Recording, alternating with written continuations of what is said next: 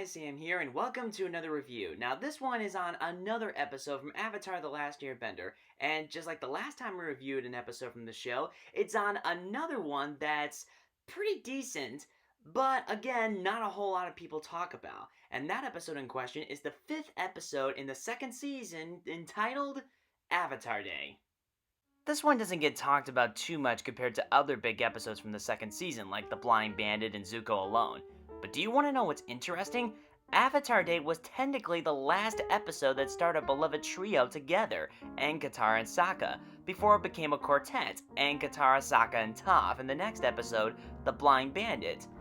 And before it became a... what's the word used to describe a group of 6? Okay, alright. So it became that when it had Aang, Katara, Sokka, Toph, Suki, and Zuko. And speaking of Zuko, his standalone episode got its real start because of Avatar Day. Yeah, some know that he started his solo journey in the Previously on Avatar recap in Zuko Alone, but not many know that he started that in this episode, Avatar Day. But I guess another reason why this episode isn't talked about a ton is that maybe it wasn't that memorable. And it was one of the lowest rated episodes for the show on the IMDb page. I mean, it has a score of 7.5. Which, for most shows, is pretty good, but for Avatar, that's kind of surprising, especially since the only other episode that's lower than that score is... yeah. Now, I'm not saying Avatar Day is as flawed as The Great Divide. It isn't.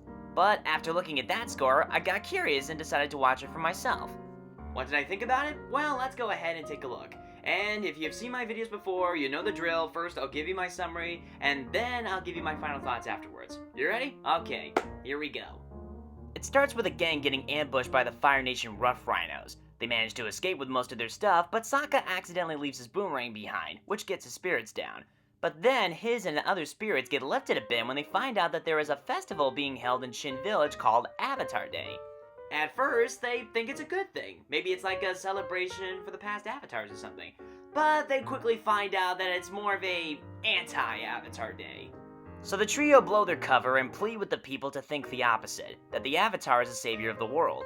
But the village's mayor claims that a past Avatar, Avatar Kyoshi, killed their leader, Chin the Great, over 370 years ago. So in order to prove Aang's innocence that the Avatar didn't commit this crime, they decide to go through the standard proceedings. Aang gets put in jail in a stockade, and the gang are given some time to present their evidence that Kyoshi didn't do it in a civil trial. So Katara and Sokka, especially Sokka, become detectives and try to solve the mystery. They look for clues at the spot where the supposed kill happened, and they even travel back to Kyoshi Island to get more clues, especially since the people there celebrate Kyoshi Day, a day where they honor Kyoshi as a hero, not a murderer. But despite finding some very plausible evidence, they find out that this trial isn't as civil as they thought it was, since the verdict is decided by the mayor himself. Aang is allowed to present his argument to the people on the day of trial, but it goes very poorly. So Katara thinks that the best way to get the true story out is by bringing Avatar Kyoshi herself to the trial. And she does this by dressing Aang up in Kyoshi's attire. Now, does this work? Well, surprisingly, it does work. Yeah, she does arrive and presents her story. Turns out the Great Shin was a conqueror, a prototype of what the Fire Nation would later become. So, as the Avatar, Kyoshi came to stop him. This resulted in not only the creation of Kyoshi Island, as it was split apart from Shin Village by Kyoshi herself, but that Shin's death was mostly accidental. So it's clear that Shin's death wasn't entirely Kyoshi's fault, as she only split the land so that her people could be safe. But technically she did confess that she was involved in Shin's death, so the court finds Aang guilty, and now he must spin the Wheel of Punishment! It's like Wheel of Fortune, if it was hosted by Genghis Khan. It ends up landing on boiling in oil, but the moment gets interrupted by the Rough Rhinos as they've come to take the village. So the mayor changes Aang's punishment to community service so he can legally stop the Rough Rhinos. And, with a little help from his friends, he does. And Sokka gets his boomerang back too. And at the very end, the village decides to rebrand Avatar Day as a way to thank him for saving their village. And they all celebrate by eating Avatar unfried dough. What else can you say, bud? Yummy. Or as Sokka put it, "This is by far the worst town we've ever been to." No shit. Now there's also a subplot that involves Zuko and Iroh, so I'll talk about that next. Zuko dons the blue spirit persona again in order to rob people of their food and money so that he and Iroh won't starve to death. But Zuko is still consumed with his goal to capture the Avatar, despite being branded as a traitor by the Fire Nation. So when he starts to think that there's no hope, Iroh gives him a talk about how hope can unlock someone's inner strength, and that he should never give up on that. This gets Zuko to think a little bit, and later he comes to a decision, that it is better for him and Iroh to go their separate ways. So he goes off on his own path, which sets up Zuko alone, and if you want more info about that, go check out Asgator's video on it. So that's the episode. What are my thoughts? Well, let's get Zuko and Iroh's story out of the way first, because not a whole lot happens in it. But it's still a nice little subplot. It shows us how much Zuko cares about his uncles and his own survival by robbing others. You know what he's doing is wrong, but you definitely do understand why he's doing it. I also like Iroh's talk with Zuko about never giving up on hope. It's sweet, thought-provoking, and it's another reason why Iroh is such a great character. In the darkest times, hope is something you give yourself. That is the meaning of inner strength.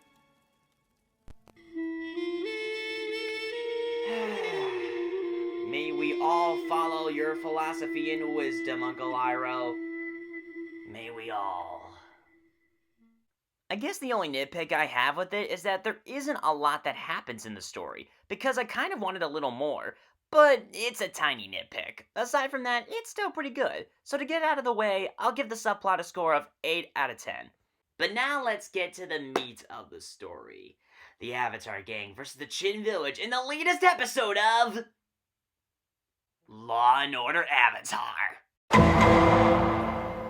I thought this was a great story. Not only does it have a good mystery, not only does it make Kyoshi a very badass avatar, but it's also pretty funny too. Okay, it's not the funniest episode ever, but there are a lot of moments in this episode that I found to be pretty damn hilarious. Sokka's detective getup, and getting along very well with the prisoners, which I found both funny and endearing. Sokka trying to get all the glory from Katara while solving the mystery, the village's shady trial, Aang messing up his speech, and of course, the Wheel of Punishment. I mean, these looks right here are definitely worth the price of admission.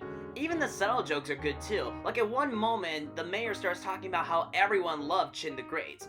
The reason? Well, he was just so great. No, really, that's the reason. Everyone loved Chin the Great because he was so great.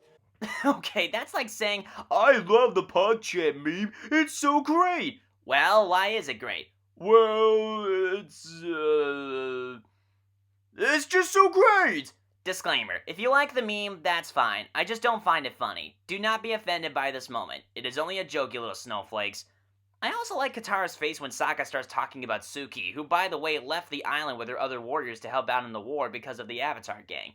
That look says, damn, you lost your first girl and now you're going after another? Look at you. Huh, it seems like Sokka gets all the ladies. Yue, Suki, that one girl who thought he was the Avatar in the comics, and even Ty Lee in a later episode admitted that he was cute. How does he do it? How can he get all these beautiful women to like him? What's the secret? Because I want to know. I want to know how he could get it, but I can't. It's not fair. Hey, I'm single, ladies. Look at me. I'm single and I'm ready to mingle. So what are you waiting for? Mingle with me already. I'm a nice guy. Quit calling out my assholes and go out with me! Disclaimer. This is another joke. This is just me mocking the guys who try to get girls by using the nice guy dogma. For anyone who thinks that will get you a lover, it won't. Stop doing that. You do not want to be like Hal from Megamind. Trust me, you don't. And again, I do like the scene where Aang becomes friends with the guys in prison. At first you'd think they're gonna give him a hard time, but instead they're actually really cool and encouraging. I'm not kidding, they actually give Aang some good advice about love. You're smart, handsome, funny, not to mention you're the Avatar. You guys are great. Don't be afraid to tell her how you feel. Yeah. Trust me, if I knew that when I was on the outside, I wouldn't have killed the asshole that went out with the girl that I liked. Again, don't use the nice guy approach. And don't murder people! It's just, that's very important too. So yeah, it's a very good main story, and it's funny moments, badass moments, action-packed moments, and it does give us some nice insight on a past Avatar. Neat! So is there anything that isn't good about this episode? Well, I can think of a few things. 1. When the wheel is spun, it lands on boiling in oil, and if you look here, community service is about a couple panels away. But when the mayor changes it to community service later, the boiling in oil panel is right next to it. I guess that could be just a case of an accidental animation error, but it's hard not to notice it once you see it. Number 2, I did like the joke that the village thought that Chin the Great was so great because, well, he was just great. But it does leave me with a few questions. Was that really the reason as to why he was hailed as a hero, or is there something more here? I mean, we find out later that he was a diabolical tyrant, so is this just a case of one town thinking he's bad while another thinks he's a hero because of biased teaching? No, I'm not making that joke. It'd be too obvious. It's not a huge problem, but I wish I could have gotten those questions answered. And finally, number 3, I think one of the biggest reasons why nobody really talks about this episode very much is, like with the fortune teller, it's a filler episode. But here's a couple things about that. 1, the fortune teller was more of a filler episode than Avatar Day, because Avatar Day not only gave us more insight on a past Avatar that a lot of people were interested in, but it also was a starting point to Zuko's standalone story in what would later be called Zuko Alone. And also, just cause it's a filler episode doesn't mean it's automatically bad. Because honestly, it's really good. Nice action, nice story, nice mystery, nice commentary, and of course, very funny comedy. And fun fact, the mayor of Chin Village is actually voiced by the same guy who voiced Poe's duck father in Kung Fu Panda. That's pretty cool. He also played the role of the biased mayor very well, and he gets some very good lines too. So, in conclusion, I really did like this one, and I really do wish that this episode could be talked about more. I mean, there's a couple people that have talked about it, and hell, even Doug Walker talked about it in his Avatar vlogs. And at the time, he even claimed that this was one of the best episodes he ever saw, which definitely astounded me. I mean, really? He thought that Avatar Day was just right up there with The Storm? Now, I won't say it is right up there with The Storm, because that's a much better episode with a better story, better character building, I mean, and better drama, but Avatar Day is still a very solid episode, and I really do recommend it. So the final score I will give the main story is a 9.5 out of 10. So we have 8 plus 9.5 equaling 17.5. You divide it by 2 and you get 8.75. And if we round up the 5, we get 8.8. So yeah, the final score I'll give Avatar Day is an 8.8 out of 10. Well guys, that's pretty much it. I hope you enjoyed this review, and if you did, give it a like and subscribe to my channel if you haven't already. And, before I go, I want to dedicate the rest of this video's time to a bunch of other jokes that I made while watching this episode, just one after the other. So, I hope you guys enjoyed this portion of the video, because it'll be joke after joke after joke. Hope you enjoy them. This is why I keep my mouth closed while I sleep, because you never know what could be in there when you wake up. It could either be a spiderweb or a cigarette. Oh, I see. So there's time to get your scrolls and time to get your staff, but no time for my boomerang? That's correct. Priorities, am I right? Hey, you guys are lucky he got it back in the end, otherwise you would have looked like even bigger jerks. Aang would never do something like that. No Avatar would. Yeah, tell that to the Fire Nation soldiers back in the North Pole. Money, money, money, money, money, money.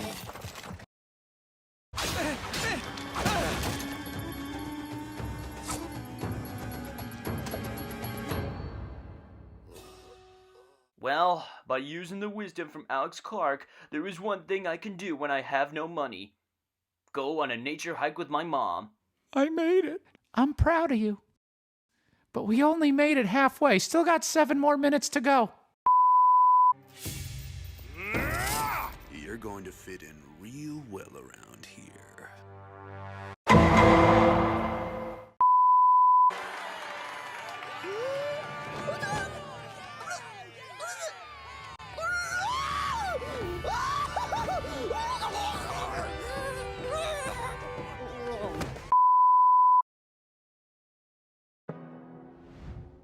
He's dead. And yes, he was. At least in the sports world. Dumbass.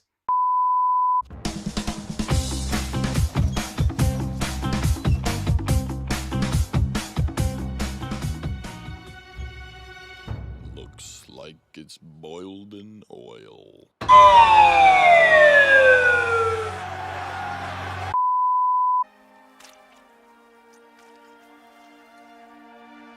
This is by far the worst town we've ever been to. Well, it is better than Taco Bell. Just saying. Okay. I hope you guys enjoyed those jokes. So, anyway, thank you for watching, and as always, my name is Sam, and mwah, good night, everybody.